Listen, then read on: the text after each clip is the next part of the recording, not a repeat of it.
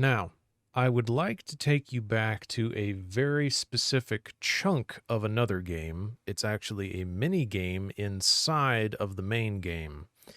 And the reason I want to point this out is because my parents used to play this game specifically, just the mini game inside of the other game. They got a little obsessed with it. It was kind of funny. It is, I believe it's a full game. I believe it eventually has an end level, but I've never played the whole thing, I don't think. And what I'm talking about is inside of Spy Fox 2, Some Assembly Required, there is a space shooter game, a shmup. And I'm pretty fond of it. It's been a while since I've given it a go, but I think you can play it right at the beginning of the game without even having to, like, get too far in the actual game itself, the actual Spy Fox storyline. So let's see.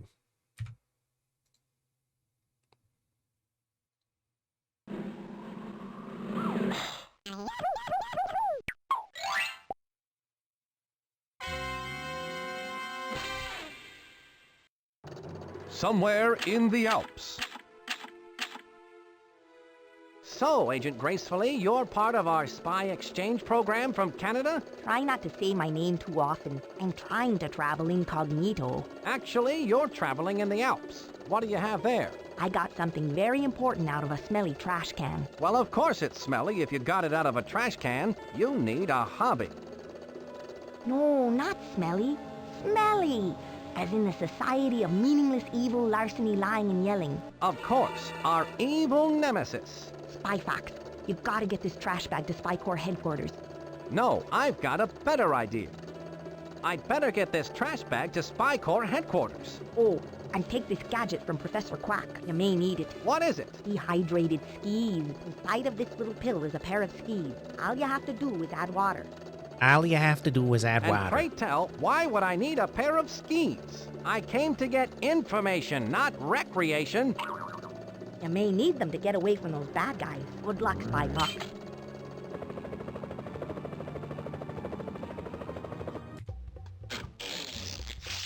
Okay. See, I noticed when I originally played this game, I know for a fact from other Let's Plays that the speed between, or I guess the delay between each of the audio recorded lines, like the different lines of the dialogue, was much longer. But here it was just instantaneously hopping between them and just speeding up the entire pace of that cutscene. There's probably a way to fix that. Anyway, gotta go down here to the Here's pocket. where I keep my spy gadgets.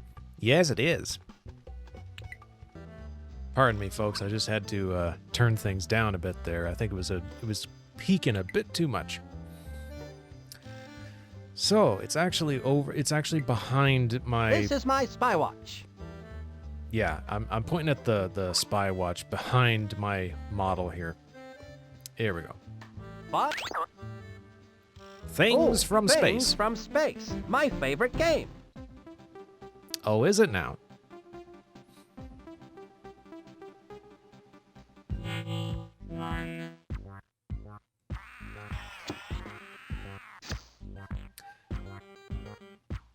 And the funny thing about this is it's actually mouse controlled. It's not controlled by WASD or the arrow buttons.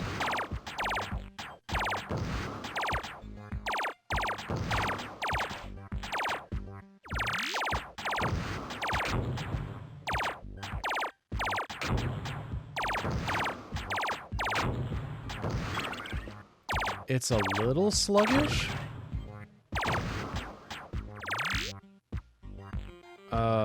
Oh yeah. Okay, so you stop about halfway, so you can move up halfway up the map here and slide between these things. Getting these power-ups will change the type of weapon that you're using. Good. There's a bit of delay. between the mouse control and where your spaceship is. It's a bit. Oh yeah, see, I'm whipping all over the place, and he's just trying desperately to catch up. So you start out with the purple weapon.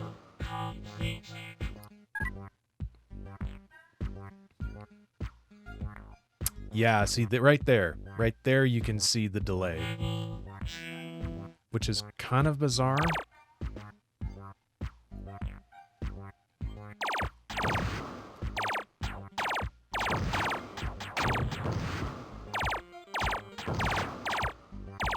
I forget which weapon is actually the better one.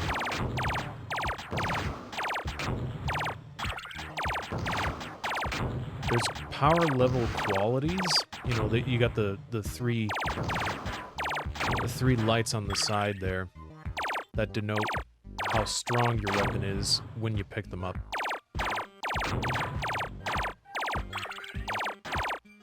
And like any good shmup, I think there are boss enemies that you have to take down.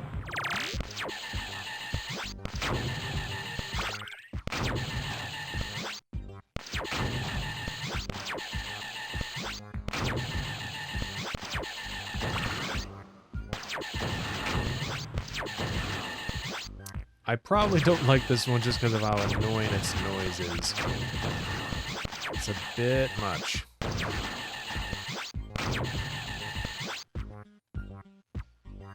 If you don't know where that noise is from, I'm pretty sure it's directly from the War of the Worlds 1956 movie. I think it was 58. I forget what year exactly it came out, but that's one of those classic 50s sci-fi noises.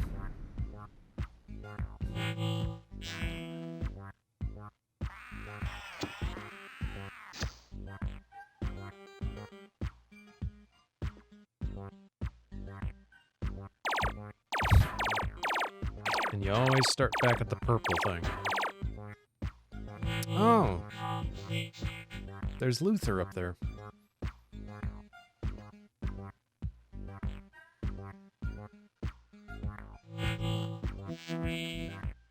Yep.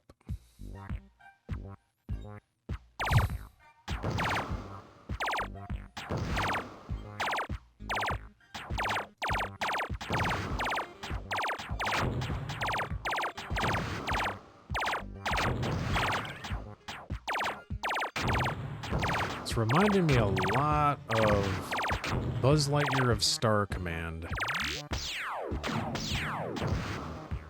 Kind of funny because I think that show came out around 2002. And this game, I believe, was probably just the year before.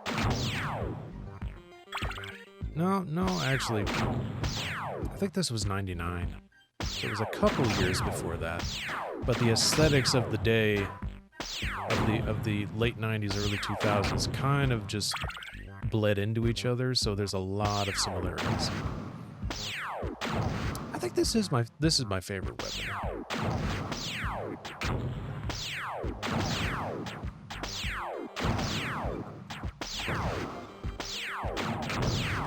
Works both really well for short range and long range shots. And it has a good blast radius. Oh yeah, those big chunky potato asteroids.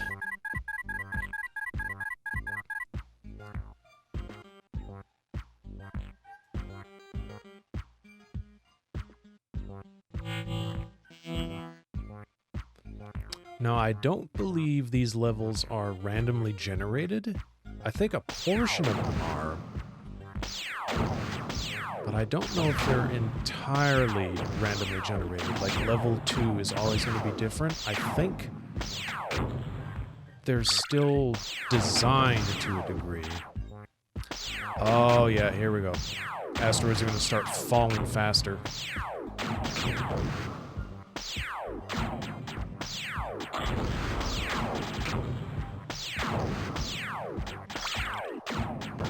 Oh, crap.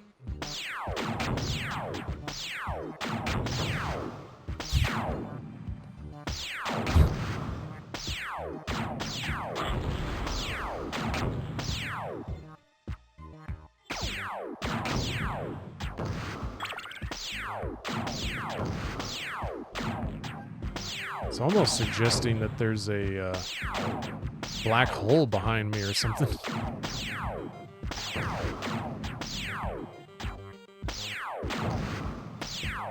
Trouble with this, though, is that you have to... I think you have to hit something for the blast radius to even affect it. Oh, no. Never mind.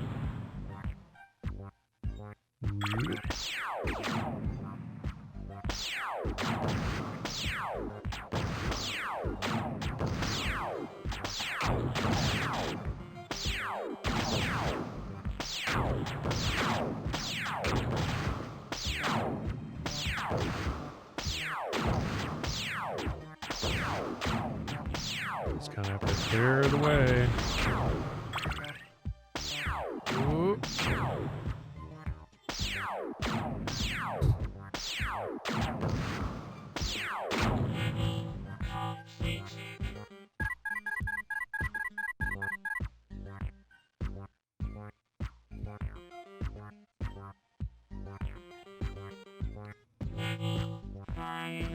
Those level end titles really take their time. The music gets faster. Now I remember that. I actually don't remember if there are boss enemies. We just haven't seen any yet.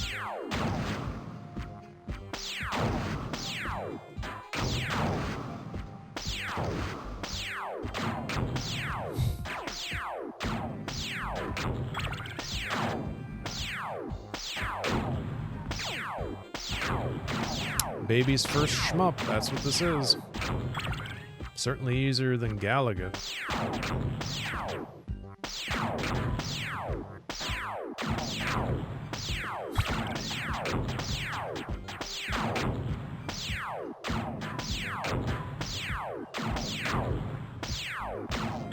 You also don't have any ammo counters.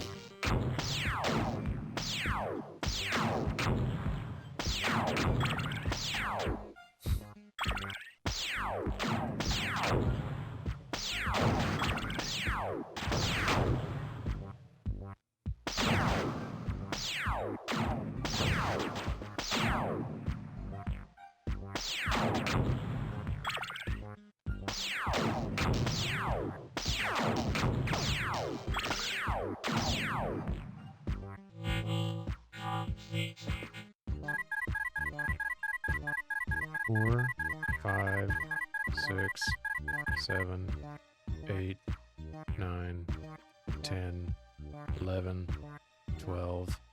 Jeez, dude. Take forever, why don't you? Oh, here we go.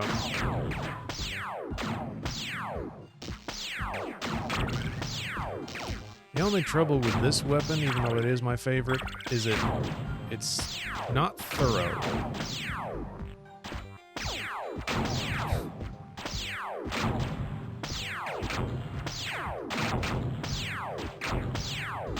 Here it's pretty thorough. This is pretty useful. Oh! And there we go. Oh, wow. If you lose, it just kicks you out. Okay, wasn't expecting that. That must be a glitch. I don't remember the actual game doing that on DOS back in the day. Well, okay then.